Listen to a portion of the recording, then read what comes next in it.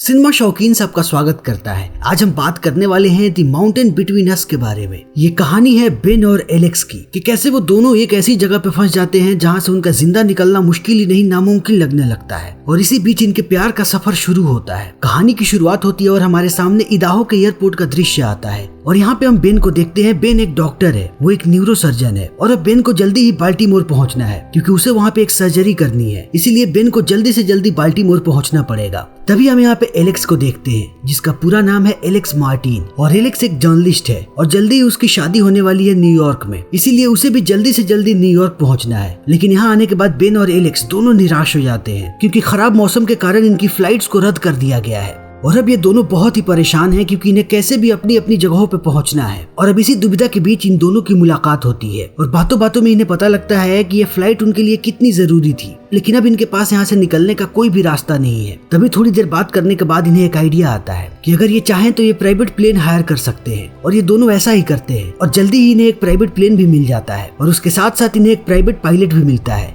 और इस प्लेन का पायलट है वाल्टर। और वाल्टर इन दोनों से आग्रह करता है कि वो अपने कुत्ते को भी साथ ले जाना चाहता है क्योंकि वाल्टर अकेला है और अगर वो चला जाएगा तो उसके कुत्ते की देखभाल करने के लिए कोई नहीं बचेगा। और ये दोनों राजी हो जाते हैं और कहते हैं कि आप अपने कुत्ते को अपने साथ रख सकते हैं। और फिर इनके सफर की शुरुआत होती है। वाल्टर इन्हें लेकर के यहाँ से उड़ जाता है और थोड़ी देर सफर करने के बाद वाल्टर को अचानक से स्ट्रोक आने लगते हैं और ये दोनों वाल्टर को संभालने की बहुत कोशिश करते हैं, लेकिन वाल्टर की हालत में कोई भी सुधार नहीं आता और जल्दी ये प्लेन क्रैश कर जाता है और प्लेन के क्रैश होते ही वाल्टर की मृत्यु हो जाती है और बाकी लोग भी घायल हो जाते हैं। लेकिन सबसे बुरी तरीके से घायल हुई होती है एलेक्स। उसके पैर में एक लोहे का रॉड घुस चुका होता है, लेकिन बेन और वाल्टर का कुत्ता ये दोनों सही सलामत होते हैं। और थोड़े वक्त के बाद बेन को जैसे ही होश आता है वो जल्दी से उस प्लेन से बाहर निकलता है और वो अपने आप को एक वीरान से पर्वत पे पाता है और इस पर्वत पे इन लोगों के अलावा और दूसरा कोई भी नहीं होता है। और इस चीज को देखने के बाद बेन बहुत ही ज्यादा परेशान हो जाता है और सोचने लगता है कि आखिर वो यहाँ से कैसे निकलेगा। तभी उसे वाल्टर की लाश नजर आती है और बेन नहीं चाहता कि वाल्टर की लाश ऐसे ही पड़ी रहे, इसीलिए वो उसकी लाश को बर्फ में दफना देता है। और फिर वो एलेक्स के घाव को देखता है और बेन एलेक्स का इलाज करने लगता है क्योंकि बेन एक डॉक्टर है और एलेक्स की हालत बहुत ही खराब है, इसीलिए वो अभी तक होश में नहीं आई है। और अब बेन भी यहाँ पे एलेक्स के होश में आने का इंतजार करने लगता है। तभी बेन को एक प्लेन की आवाज सुनाई पड़ती है और बेन भागता हुआ अपने प्लेन से बाहर निकलता है। फिर वो जोर जोर से चिल्ला करके उनसे मदद मांगने लगता है और वो जानता है कि वो लोग उसकी आवाज नहीं सुन पाएंगे, इसलिए वो फ्लेयर गन भी चलाता है, लेकिन उनके तरफ से किसी किस्म का कोई भी रिस्पॉन्स नहीं आता। और इस चीज को देखने के बाद बेन बहुत ही निराश हो जाता है। तब तक एलेक्स को होश आ चुका होता है और बेन एलेक्स को पूरी बात बताता है और कहता है कि हम लोग एक बर्फीले पर्वत पे फंसे हुए हैं जहाँ से निकल पाना बहुत ही मुश्किल है और यहाँ पे हमारे अलावा दूर दूर तक कोई भी नहीं है, इसीलिए हम किसी से मदद भी नहीं ले सकते। लेकिन दिन प्रतिदिन हमारी हालत और भी ज्यादा खराब होगी क्योंकि हमारे पास खाने पीने को भी कुछ भी नहीं है। और अब इन सारी बातों को सुनने के बाद एलेक्स बेन से कहती है कि हम ऐसे ही हाथ पर हाथ धरे नहीं बैठ सकते,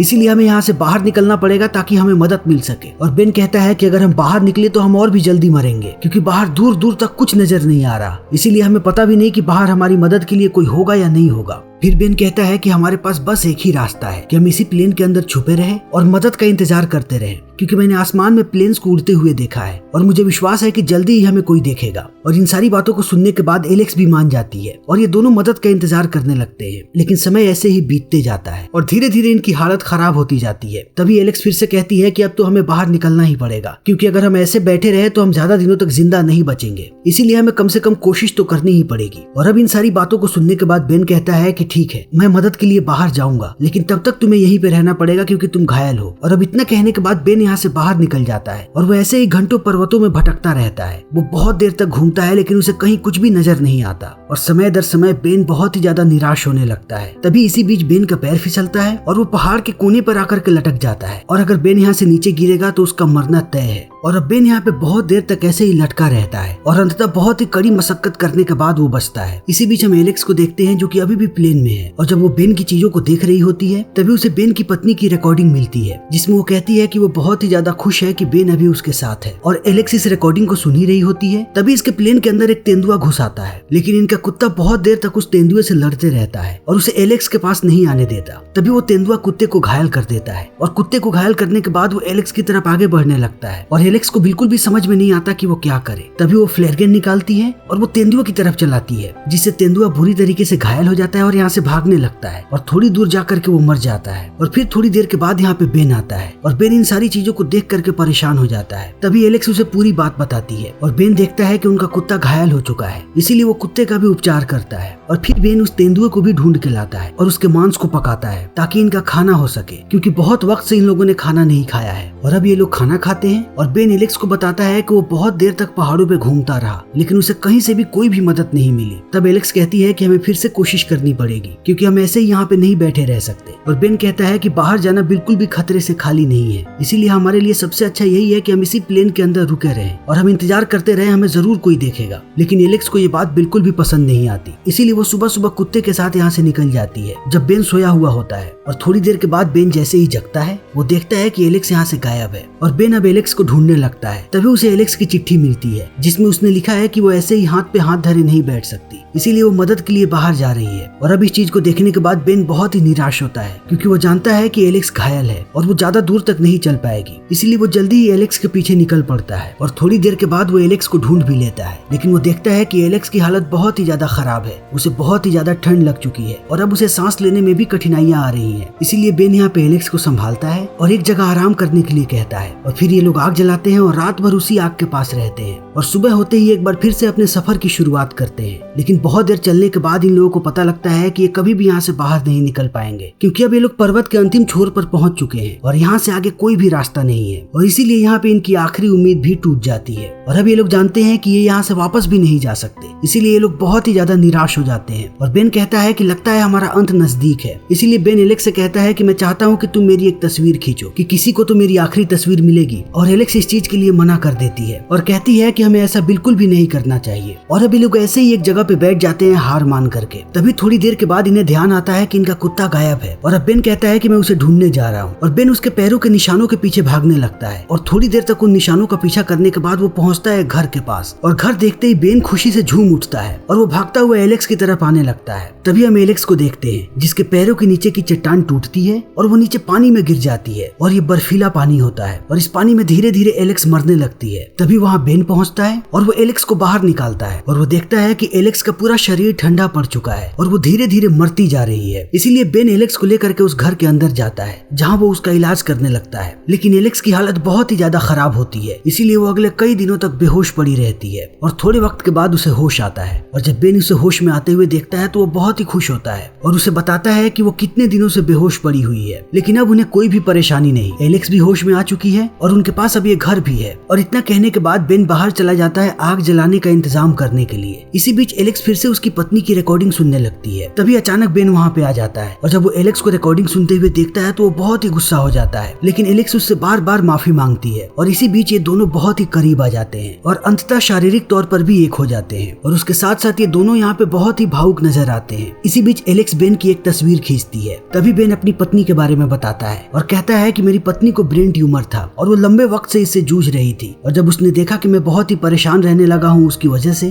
तब वो मुझे छोड़ करके चली गई और मैं उसे ढूंढता रहा और एक दिन मुझे खबर मिली कि उसकी मौत हो चुकी है। और अब इस बात को सुनने के बाद दोनों एक बार फिर से भावुक हो जाते हैं और तब ये दोनों फिर से निश्चय करते हैं कि एक बार फिर बाहर जाने की कोशिश करेंगे और ये दोनों एक बार फिर से निकल पड़ते हैं। लेकिन थोड़ी दूर जाने के बाद ये देखते हैं कि यहाँ पे बर्फीला तूफान आया हुआ है, इसीलिए ये दोनों एक बार फिर से रुक जाते हैं और ये दोनों इतने ज्यादा थक चुके होते हैं कि ये यहीं पे सो जाते हैं। तभी इनका कुत्ता जोर जोर से भौंकने लगता है और कुत्ते की आवाज सुनने के बाद बेन होश में आ जाता है और वो देखता है कि ये कुत्ता कहीं जा रहा है और अब बेन कुत्ते का पीछा करने लगता है। और थोड़ी देर तक पीछा करने के बाद बेन देखता है कि इसके सामने एक टिम्बर यार्ड है और टिम्बर यार्ड को देखते ही बेन बहुत ही ज्यादा खुश हो जाता है और समझ जाता है कि अब ये दोनों जिंदा बच जाएंगे। इसीलिए अब बेन भागता हुआ वापस आता है और वो आकर के एलेक्स को सारी बात बताता है और अब ये तीनों लोग जाने लगते हैं टिम्बर यार्ड की तरफ। तभी अचानक बेन का पैर एक बियर ट्रैप में फंस जाता है और बेन बुरी तरीके से घायल हो जाता है। एलेक्स बहुत कोशिश करती है कि वो उसके पैर को छुड़ा सके, लेकिन लाखों कोशिशों के बाद भी वो उसके पैर को नहीं छुड़ा पाती। इसीलिए एलेक्स अब भागती हुई पहुंचती है टिम्बर यार्ड की तरफ कि वो वहाँ से किसी को मदद के लिए ला सके। और थोड़ी देर भागने के बाद वो देखती है कि उसके सामने एक ट्रक है और अब एलेक्स ट्रक के सामने ही बेहोश हो जाती है और वक्त ऐसे ही बीतते जाता है। और थोड़े समय के बाद हम बेन को देखते हैं और बेन जैसे ही होश में आता है वो अपने आप को एक हॉस्पिटल हॉस्पिटल में पाता है और अब बेन एलेक्स को ढूंढने लगता है। तभी उसे पता लगता है कि एलेक्स दूसरे यार्ड में है, इसीलिए वो जल्दी से भागता हुआ पहुंचता है एलेक्स के पास। लेकिन जैसे ही वो एलेक्स के कमरे में दाखिल होता है, वो देखता है कि एलेक्स के पास उसका मंगेतर है और उसके मंगेतर को देखने के बाद बेन का दिल टूट जाता है, क्योंकि बेन एलेक्स को चाहने लगा था और एलेक्स के चेहरे को देखने के बाद भी ऐसा ही लगता है कि एलेक्स भी बेन को चाहने लगी है। लेकिन ये दोनों यहाँ पे एक दूसरे से कुछ भी नहीं कहते, ये दोनों बस एक दूसरे को देखते रहते हैं और फिर बेन यहाँ से निकल जाता है। लेकिन जाते वक्त एलेक्स बहुत ही निराश लगता है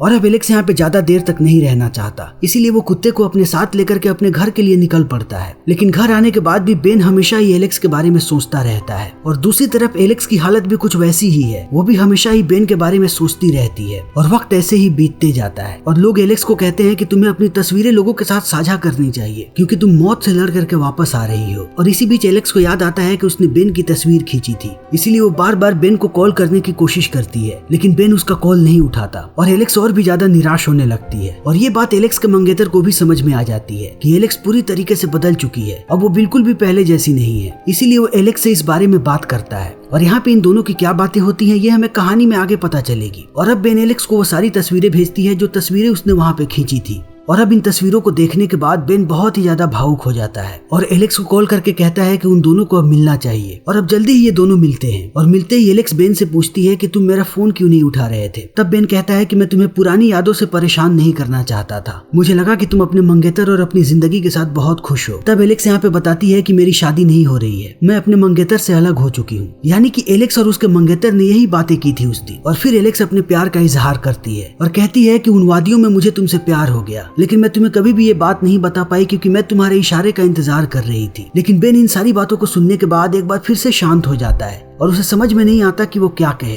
जबकि बेन भी एलेक्स से प्यार करता है। और अब यहाँ पे ये दोनों ऐसे ही बातें करते जाते हैं, लेकिन कोई भी किसी भी नतीजे तक नहीं पहुंचता और इन्हें देख के ऐसा लगता है कि ये तुरंत एक दूसरे से अपने प्यार का इजहार करेंगे और जिंदगी भर साथ रहने का वादा करेंगे। लेकिन ऐसा लगता है कि इन दोनों को कोई चीज है जो रोक रही है, इसीलिए ये दोनों अपने दिल की बात नहीं बता पा रहे। और इसी तरीके से वक्त बीतता जाता है और अंततः इनकी मुलाकात भी खत्म होती है और फिर ये दोनों एक दूसरे से अलग हो जाते हैं। लेकिन थोड़ी दूर जाने के बाद इन्हें एहसास होता है कि ये दोनों एक दूसरे से कितना प्यार करते हैं, इसीलिए ये दोनों भागते हुए आते हैं और एक दूसरे के गले लग जाते हैं और यहाँ पे इन दोनों के प्यार का इजहार होता है और ये फिल्म यहीं पे खत्म हो जाती है। इन दोनों ने बहुत सारा बुरा वक्त एक साथ बिताया था, लेकिन अब ये दोनों एक साथ अपनी जिंदगी के हसीन लम्हों को जिएंगे। तो इसी के साथ हमारी आज की ये वीडियो यहीं पे खत्म होती है। उम्मीद है कि आपको हमारी ये वीडियो पसंद आई होगी। अगर आपको हमारी ये वीडियो पसंद आई हो तो इसे लाइक करें, शेयर करें और चैनल को सब्सक्राइब करें। Thank you.